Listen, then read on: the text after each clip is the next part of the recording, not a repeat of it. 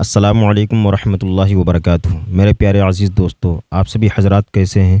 امید کرتا ہوں اللہ رب العزت کی ذات سے کہ آپ تمام سارے لوگ خیریت سے ہوں گے۔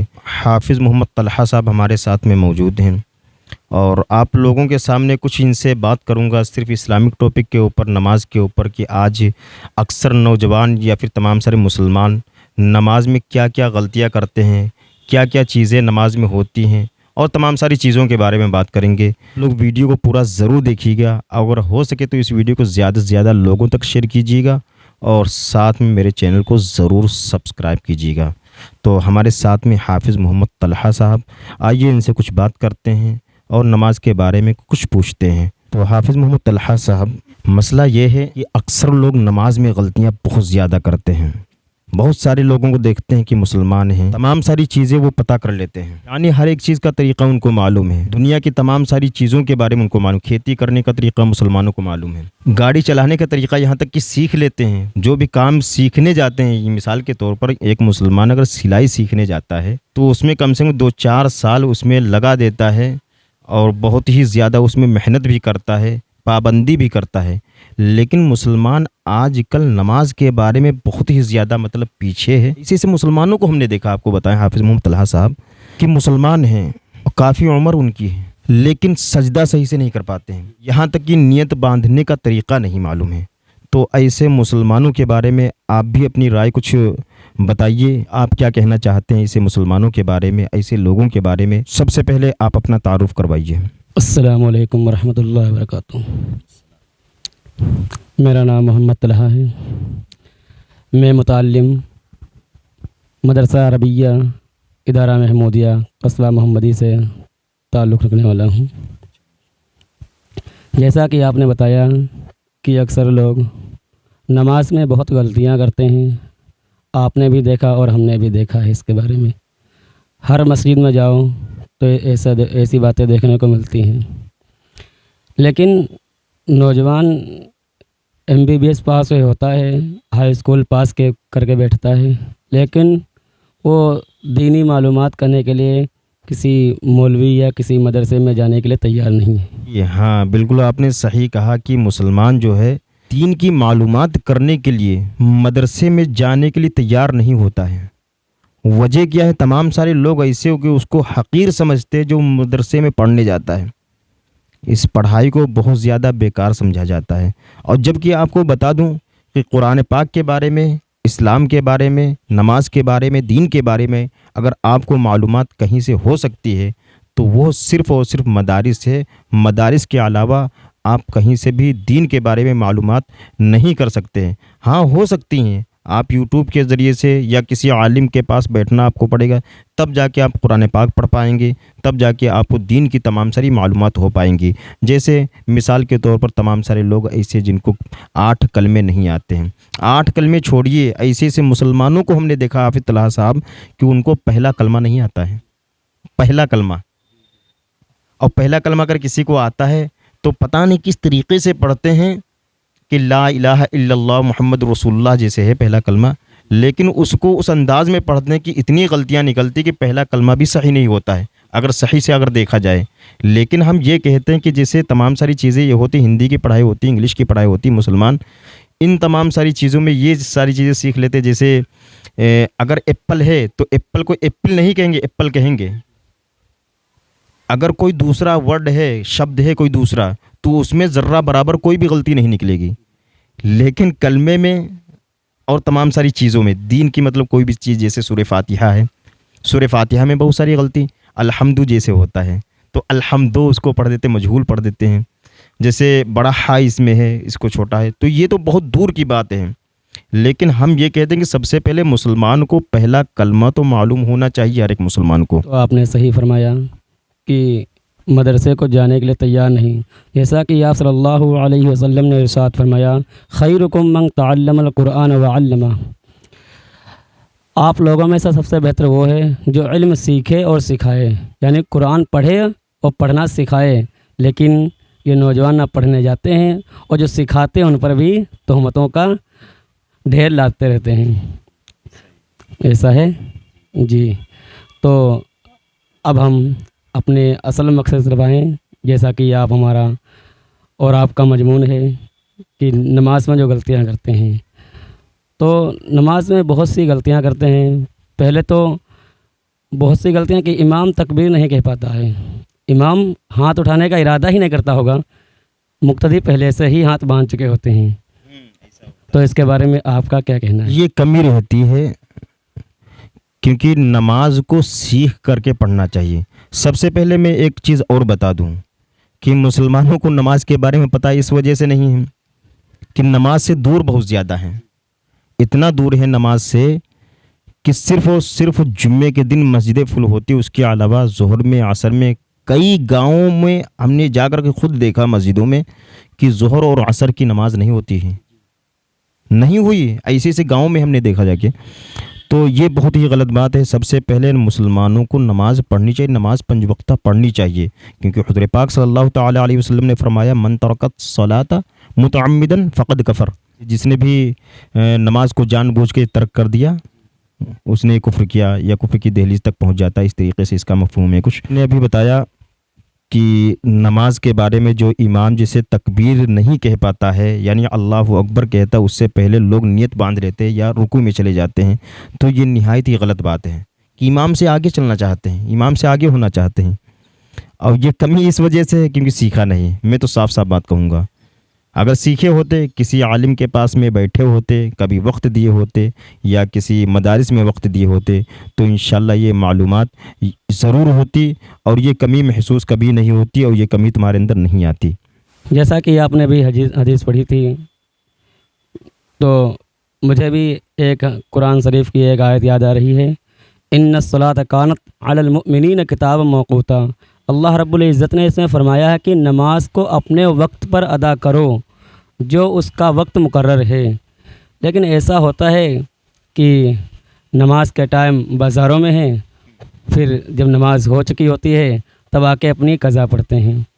تو اس سے اچھا ہوتا کہ آپ نماز پہلے ادا کرتے اور بازار کو بعد میں جاتے ہیں، تو یہ بہت بہتر رہتا۔ لیکن ہم بھی کبھی کبھی ایسا کر دیتے ہیں، لیکن یہ غلطی جو ہمارے میں ہے تو عوام میں بھی ہوگی۔ عوام تو ہمیں کو دیکھ کے کرتی ہے جو کچھ کرتی ہے کہ ایسا حافظ جی کر رہے تھے تو صحیح ہی ہوگا۔ تو اس کے بارے میں آپ کا کیا کہنا ہے؟ اچھا حافظ طلحہ صاحب، اب ہم یہ چاہتے کہ جیسے کہ تمام سارے مسلمانوں کو پتہ نہیں ہوتا ہے کہ ہم نماز کی نیت کیسے کریں۔ جیسے فجر کی نماز ہم پڑھنے جا رہے ہیں، فجر کی نیت ہم کیسے کریں، تو ذرا آپ فجر کی نیت کو بتائیے، پھر اس کے بعد کچھ سوالات آپ سے جلدی جلدی کرتے ہیں کیونکہ اپنے پاس وقت بہت زیادہ کم ہے۔ تو سب سے پہلے آپ فجر کی نیت بتا دیجیے فرض نماز کی، پھر اس کے بعد آگے کچھ سوال کرتے ہیں۔ پہلی بات تو ہے کہ دین کا دور مدار دل کی نیت پہ ہے، بے شک صحیح کہا۔ اور اگر کسی کو نیت نہ بھی آئے تو دل کے ارادے سے کر لے کہ میں فجر کی 2 رکعت سنت پڑھتا ہوں، پڑھ رہا ہوں۔ ہاں، زبان سے بولنا بہت ضروری نہیں کہ فرض نہیں، کہ مطلب اگر زبان سے آپ نے نہیں بولا تو آپ کی نماز نہیں ہوئی، ایسا کچھ نہیں۔ آپ دل میں ارادہ کر لیں، بس یہ ارادہ کر کے ہیں کہ ہاں فجر کی ہم 2 رکعت نماز فرض یا سنت پڑھنے جا رہے ہیں، بس سیدھی سی بات۔ لیکن اگر دل کا ارادے سے نہ کریں، اگر زبان سے آپ کو کہنے کا شوق ہے تو آپ زبان سے بھی کہہ سکتے ہیں، جیسے کہ نیت کرتا ہوں میں 2 رکعت نماز سنت، وقت فجر، واسطے اللہ تعالیٰ کے، رکن میرا طرف کعبہ شریف کی طرف، اللہ اکبر۔ بے شک صحیح کہا۔ آپ اتنا کہہ کر اپنے دونوں ہاتھوں کو کانوں تو اٹھائیں اور باندھ لیجئے، جس طرح سے نماز کے اندر باندھا جاتا ہے۔ لیکن اکثر ہم نے دیکھا کہ لوگ نیت جو باندھتے ہیں تو نیت باندھنے کا طریقہ بھی ان کو نہیں پتہ ہوتا ہے، جبکہ طریقہ یہ ہے کہ 3 انگلیوں کو، جی آپ طریقہ بتائیے ذرا۔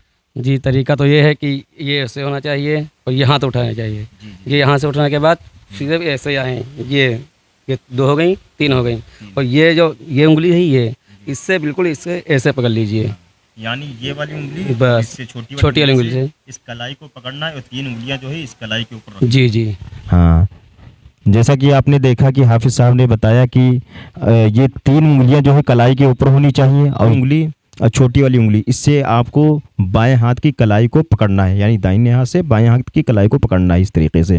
اب آپ نے نیت تو باندھ لی، پڑھنا کیا ہے آگے؟ تمام سارے لوگوں کو نہیں پتہ ہے کہ کیا پڑھنا ہے، تمام سارے لوگ ایسے ڈائریکٹ جو ہے سورہ فاتحہ پڑھنا شروع کر دیتے ہیں۔ ذرا حضرت بتائیے کہ آگے ہم کو کیا کرنا ہے پھر؟ نیت باندھنے کے بعد پہلی بات تو یہ نیت باندھنے کے بعد آپ ثنا پڑھیں گے، اور جی جی جی بہت لوگوں کو معلوم ہی نہیں ثنا ہوتے کیا ہے، تو میں بتانا چاہتا ہوں کہ ثنا ہوتے کیا ہے۔ ثنا کے معنی ہی اللہ کی تعریف کرنا ہے۔ تو ثنا ہے کیا؟ سبحانک اللہم و بحمدک و تبارک اسمک و تعالی جدک و لا الہ غیرک۔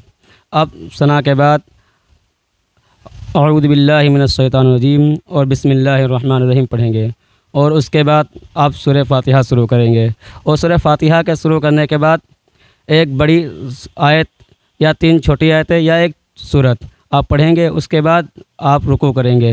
رکوع میں جانے کا طریقہ بھی لوگوں کو نہیں معلوم ہے بہت۔ اچھا ایک چیز اور، حافظ صاحب، اکثر لوگ نماز میں یہ غلطی بہت سارے لوگوں کو دیکھا ہے، جیسے نماز پڑھ رہے ہیں تو کہیں ادھر دیکھ رہے ہیں کہ ادھر دیکھ رہے ہیں، یا پھر چپکے سے یہ ایک چور والی نظر کیا ہوتی ہے، اس نظر سے جو ہے ادھر ادھر دیکھ لیتے ہیں۔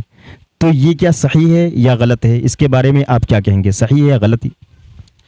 ویسے اس سے نماز میں تو کوئی فرق نہیں آئے گا، لیکن ہے غلط۔ جی بالکل صحیح کہا آپ نے۔ آپ کی نگاہیں، جیسے کہتے ہیں نگاہیں منزل پر ٹکی ہونے چاہیے، تو اپنی نگاہوں کو سجدے کی جگہ پر ٹکائیں۔ جی جی جی بے شک۔ یعنی اس سے مراد یہ ہے کہ ہمیں زمین کے اندر ہی جانا ہے، آپ کی اپنی نگاہیں سجدے کی جگہ پر ٹکائیں۔ بے شک صحیح بتایا۔ اچھا، تو جیسے ہم نے نیت جیسے باندھی ہے، اور نیت باندھنے کے بعد ہماری نگاہ بالکل سجدے کی جگہ پر ہونی چاہیے۔ ادھر ادھر اگر دیکھیں گے تو غلط ہے، بھلے ہی نماز ہماری ہو جائے گی لیکن پھر بھی غلط ہے تو غلط ہے۔ پھر اس کے بعد ہم رکوع کریں گے، اور رکوع میں بہت سارے لوگ جو ہے نہیں جانتے ہیں کیا تسبیح پڑھی جاتی ہے رکوع میں۔ رکوع میں جانے کے بعد کتنی مرتبہ ہم وہ تسبیح پڑھیں، آئیے حافظ صاحب سے جانتے ہیں۔ رکوع میں تسبیح پڑھیں گے سبحان رب العظیم 3 مرتبہ یا 5 مرتبہ یا ایسے ہی 7 مرتبہ، ایسے ہی پڑھیں گے آپ۔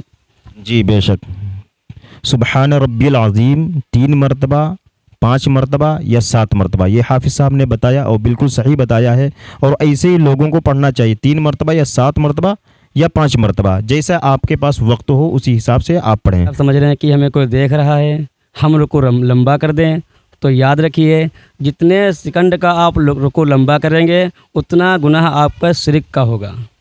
اچھا، کیونکہ وہ آپ دوسرے کے چکر میں کریں نا، آپ کی جو مراد تھی نماز جیسے لگے منٹ 5 اور آپ کو کوئی دیکھ رہا ہے، نماز میں آپ نے 7 منٹ 8 منٹ لگا دیے تو آپ کا شرک ہو گیا۔ یعنی ریاکاری، آپ دکھاوے کے لیے نماز پڑھ رہے ہیں۔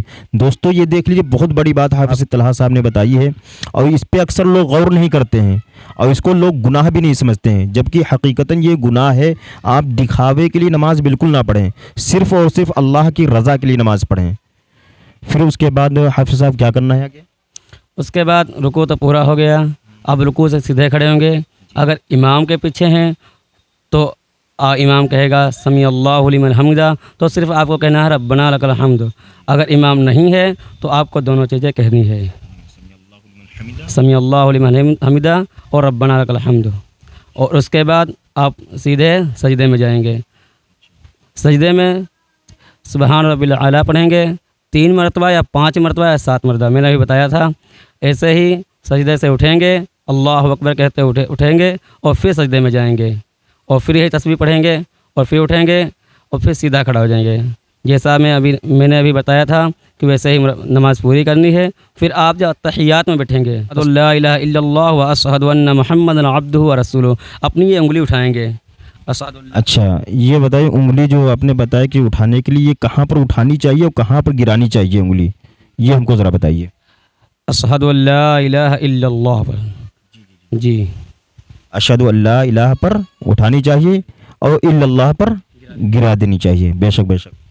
اور پھر اس کے بعد درود شریف پڑھنی ہے، اللہم صلی اور اللہم بارک دونوں پڑھنی ہے۔ اس کے بعد دعائے معصورہ پڑھیں گے، اللہم انی ظلمت نفسی ظلما کثیرا ولا یغفر الذنوب الا انت فاغفر لی مغفرۃ من عندک وارحمنی انک انت الغفور الرحیم۔ آپ سلام پھیر دیں گے اور آپ کی نماز پوری ہو گئی۔ اچھا، جیسا کہ حافظ صاحب آپ نے پوری نماز کا طریقہ بتایا ہے، اور آپ سے کچھ ہمارے من میں کچھ سوالات ہیں وہ بھی کرنا چاہتا ہوں کہ جب آدمی یا کوئی نماز پڑھنے والا رکوع میں چلا گیا، رکوع میں جانے کے بعد اس کی نظریں جو ہے کہاں پر رہیں گی رکوع میں جانے کے بعد؟ رکوع میں آپ کی نظریں رہیں گی انگوٹھے پر، انگوٹھے کے ناخن پر۔ انگوٹھے کے ناخن کے اوپر۔ دوستو آپ لوگ سمجھ لیجئے کہ رکوع میں جب آپ جائیں گے تو نظریں آپ کے انگوٹھوں کے ناخن کے اوپر رہیں گی۔ پھر اس کے بعد آدمی جب سجدے میں جاتا ہے تو سجدے میں نگاہ رہتی ہے اس کی ناک کے اوپر۔ پھر اس کے بعد سجدے سے اٹھتا ہے، سجدے سے اٹھنے کے بعد جب بیٹھتا ہے تب کہاں پر نظریں رہتی ہیں؟ نظریں رہنی چاہیے اپنے گود میں، اپنی گود میں نظریں رہنی چاہیے۔ پھر اتحیات میں بھی جب آدمی بیٹھتا ہے نماز پڑھنے والا تو اتحیات کے دوران اس کی نظریں گود میں اس کی ہونی چاہیے۔ یہ تمام ساری چیزیں آپ لوگ ذہن نشین کر لیجئے۔ پھر اس کے بعد جب آپ سلام پھیریں گے، اب دوستو اکثر لوگوں کو دیکھتے ہیں کہ سلام پھیرتے ہیں، حافظ صاحب ذرا اس بات کے اوپر غور کیجئے گا کہ اکثر لوگ جب سلام پھیرتے ہیں تو سلام جب پھیرتے ہیں تو اس طریقے سے، یعنی جب کندھے کے اوپر نہیں دیکھتے ہیں، دوسری طرف دیکھتے ہیں، ادھر ادھر دیکھتے ہیں، پھر سے سلام دوسری طرف کرتے ہیں تب بھی ادھر دوسری طرف دیکھتے ہیں۔ تو یہ غلطیاں اکثر کرتے ہیں، اس کے بارے میں ذرا حافظ صاحب بتائیے کیسے کیا کرنا چاہیے، کہاں پر نگاہ ہونی چاہیے؟ اپنی نگاہیں کندھے پر ہونی چاہیے۔ جی بے شک حافظ صاحب نے صحیح فرمایا کہ نگاہ بالکل کندھے پر ہونی چاہیے، اور ادھر ادھر اگر آپ دیکھیں گے تو بس وہی والا مسئلہ کہ غلط ہو جائے گا، نماز تو آپ کی ہو ہی جائے گی لیکن غلط ہو جائے گا، اور غلطی آپ نہ کریں تو زیادہ بہتر ہے، کیونکہ ہم اللہ تعالیٰ کے سامنے ہیں، اللہ تعالیٰ کی عبادت کرنے کے لیے گئے ہیں، تو وہاں پر ہم کو جتنا ہو سکے عاجزی کے ساتھ میں، بہت ہی زیادہ عاجزی کے ساتھ میں، انکساری کے ساتھ میں آپ کو نماز پڑھنی چاہیے۔ تمام سارے لوگوں نے جو ہے حافظ محمد طلحہ صاحب سے پوری نماز کا طریقہ سیکھا، نماز میں کون کون سی غلطیاں لوگ کرتے ہیں وہ بھی سیکھا آپ نے، اور نماز کس طریقے سے پڑھنی چاہیے وہ بھی حافظ صاحب نے بتایا، کہاں پر رکوع میں کہاں پر نظر ہونی چاہیے، سجدے میں کہاں پر نظر ہونی چاہیے، اتحیات کے دوران کہاں پر نظریں ہونی چاہیے، جب آپ نیت باندھیں گے تو نیت کا طریقہ بتایا، اور نیت کے دوران، نیت جب باندھنے کے بعد جب آپ کھڑے ہوں گے تب آپ کی نظریں کہاں ہونی چاہیے، ساری چیزیں آپ نے بتایا، حافظ طلحہ صاحب نے بتایا۔ اب آپ لوگوں نے، مجھے امید ہے کہ بہت ہی غور سے سنا ہوگا، تو دوستو ویڈیو کا اختتام یہیں پر کرتے ہیں۔ حافظ صاحب کچھ اور کہنا چاہتے ہیں کیا؟ نہیں، بس پوری باتیں تو ہو گئی ہیں۔ جی ماشاءاللہ پوری باتیں ہو گئی۔ اب آپ لوگوں سے گزارش ہے کہ اس ویڈیو کو زیادہ سے زیادہ لوگوں تک شیئر کر دیجئے، کیونکہ دوستو اگر آپ ثواب کی نیت سے اس ویڈیو کو شیئر کریں گے تو انشاءاللہ آپ کو بھی ثواب ملے گا۔ دین کی بات دوسروں تک پہنچانا، خواہ اللہ کے رسول نے فرمایا خواہ کیونکہ وہ ایک ہی بات کیوں نہ ہو، آپ کو بات معلوم ہو پھر بھی آپ دوسروں تک وہ بات پہنچائیں۔ جیسا آپ کو معلوم ہوگا اللہ کے رسول نے فرمایا کہ دین کی بات دوسروں تک پہنچائیں۔ یہ ہماری ویڈیو آپ بھی دیکھیے اور اپنے گھرانے، اپنے رشتہ داروں کو، اپنے ساتھیوں تک ضرور پہنچائیں۔ امید ہے کہ آپ ہماری بات پہ پورا غور کریں گے۔ جزاک اللہ۔ السلام علیکم ورحمۃ اللہ وبرکاتہ۔